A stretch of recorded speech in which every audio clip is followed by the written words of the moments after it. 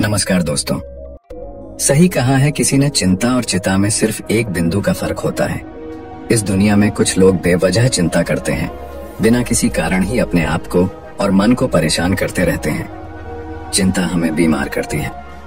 आज की इस कहानी में हम सीखेंगे कि क्यों हमें बेवजह चिंता नहीं करनी चाहिए।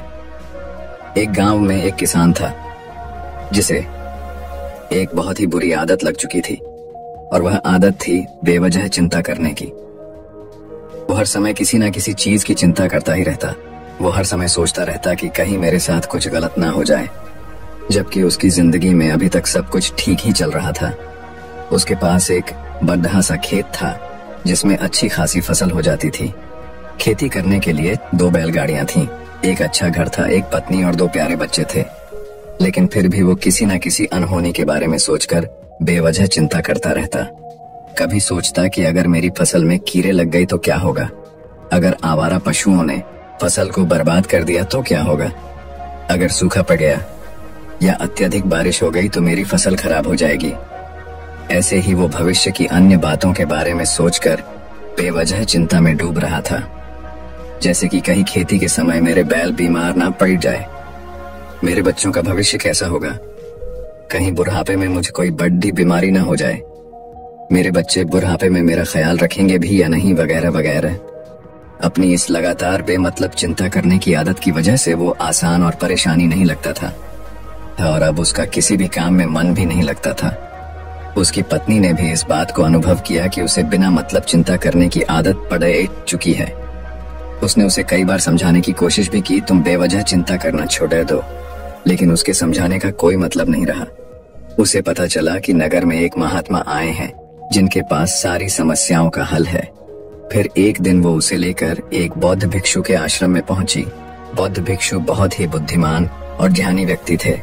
किसान और उसकी पत्नी अपनी सारी समस्या बौद्ध भिक्षुओं के समक्ष रख दी।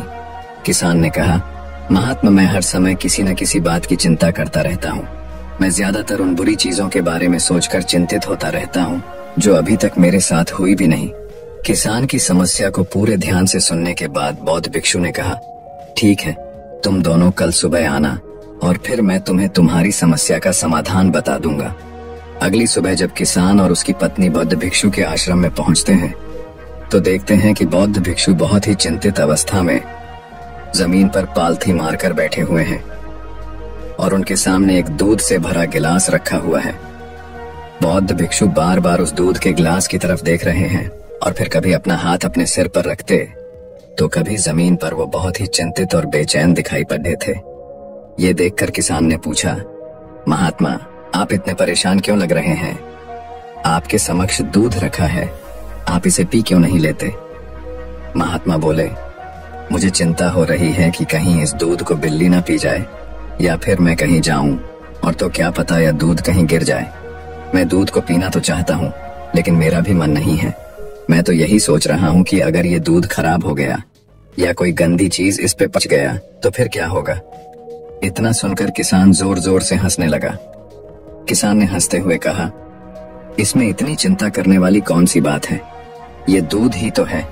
अगर इसे बिल्ली ने गिरा दिया या ये खराब हो गया या फिर किसी ने इसे पी लिया तो क्या हो गया? ये आपको दोबारा मिल जाएगा और वैसे भी आपका चिंता करना व्यर्थ है, क्योंकि ना तो अभी इसे बिल्ली ने गिराया है, ना ही खराब हुआ है और ना ही अभी इसे किसी ने पिया है, और हो सकता है कि भविष्य में ऐसा हो भी ना।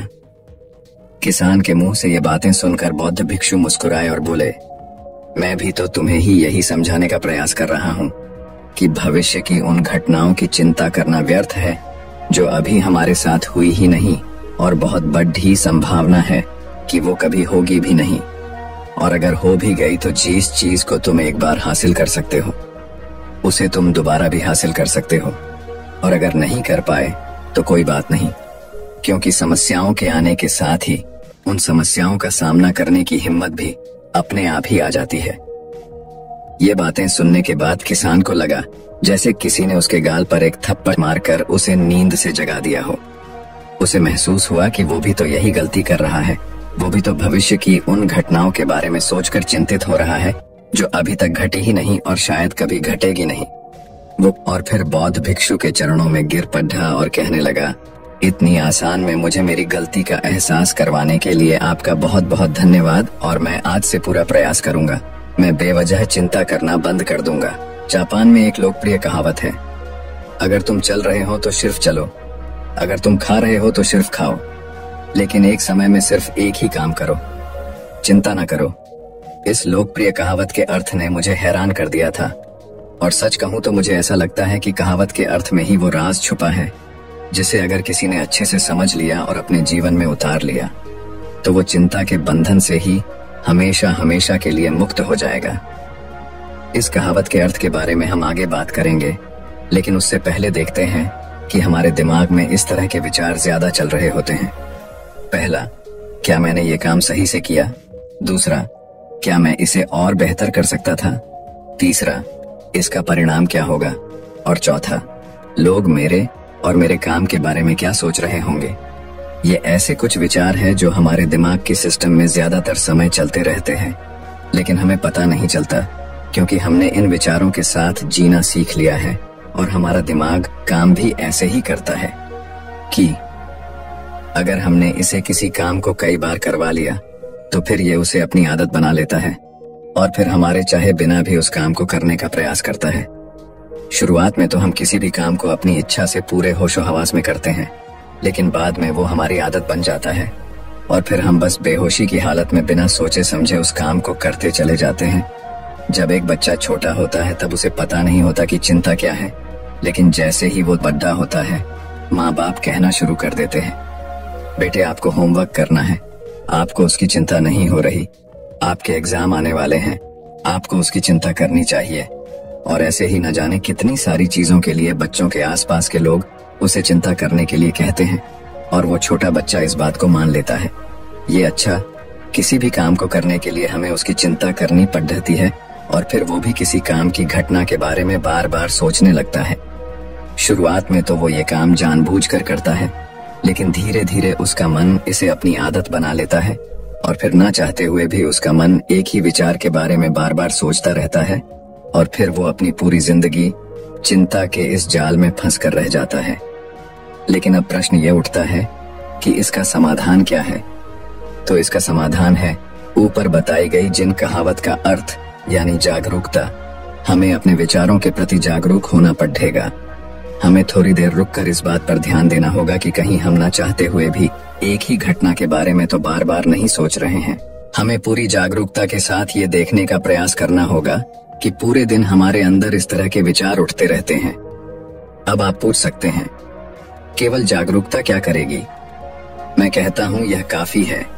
ये मन को शांत करने के लिए पर्याप्त है, मन को अपने स्वभाव का एहसास कराने के लिए पर्याप्त है और जीवन में जागरूकता लाने का सबसे आसान तरीका है ध्यान करना।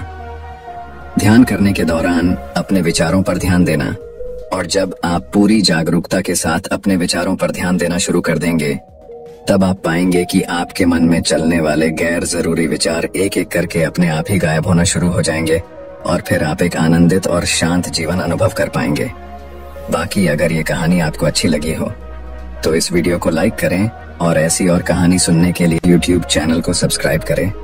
तब तक मिलते हैं हम आपसे ऐसी ही एक और प्रेरणादायक कहानी के साथ अगले दिन। धन्यवाद।